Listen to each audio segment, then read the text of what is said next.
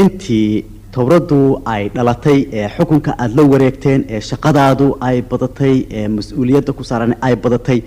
noloshaadii sidee bay isu bedeshay haddaan runlow noqdo jaalle waxaan oran karayaa shaqadu way igu korodhay waana igu badataan oran karaaya markaan runlow noqdo oo waxaa dhici kartaa inaan habeenkiina seexanin marar badan maalintiina aan ku xiriiriyo ayaa dhici karta laakiin haddana waxaan moodahayaa waxa aan u shaqaynhayaa wax qiimo weyn ay yihiin dadka Soomaaliyeed iyo noloshooda iyo xornimadoodii hore oo kacooda iyo wanaagooda inay tahay haddii noloshu ama dhib ha mudato ama yeenan mudanine mar haddaan hawshaas gobta ah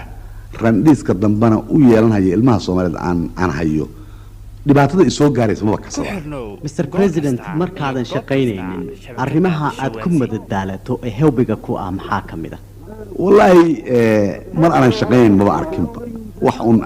aan micno lahayn mooye markastaba shaqa waa taala intaan noolahay dadka naga inaan iyo dalka naga u shaqaynayaan jecel saasaana waqti badan u lahayn laakiin markii aan shaqada ku daalo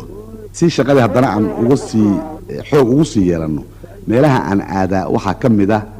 xarunta dhexdeeda geedkan la yiraahdo big bombka aan ku madadaasho waxa kale oo kamida inaan volleyballka isagana aan askarta iyo ama dadka saaxiibada aan la ciyaaro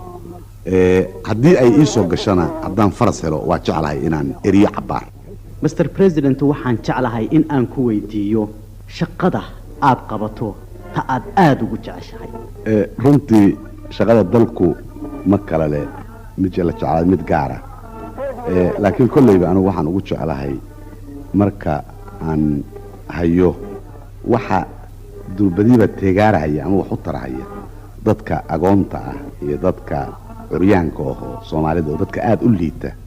markaasaan ugu jeclaa ama ninka aan shaqada haynin oo gaajaysan oo suuqa jooga marka aan wax la doonayo yaan ugu jeclaa sida runta shaqooyin kale aan u jeclaa waxa weeye kuwa dadku waagi hore Soomaalida ay ka faani jirtay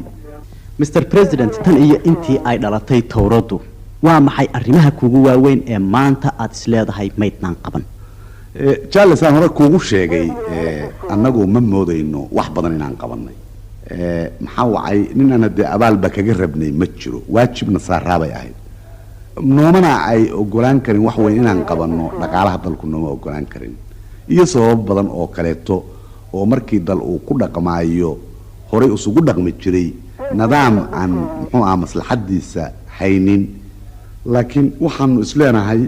marba kulli wixii idin soo gaara suga waxaanan qabnaa waxa Soomaaliya u baahan tahay wax far badan inay yihiin oo in la qabto xaq ay tahay dhaqaalaha wax badan bay u baahan tahay in laga qabto tacliinta wax badan bay u baahan tahay in laga qabto caafimaadka wax badan bay u baahan tahay in laga qabto xagga dhismada aadamanimada sharafkiisa iyo gobonimadiisa wax badan bay u baahan tahay in la qabto marka jaalle inta caruur Soomaaliyeed ay gaajo u dhimanayso ama qof Soomaaliyeed uu cudur u dhiman hayo sideeba aan marka ugu marayn karayna inaan wax qabanay balse anaga idin waxa weeye maalin walba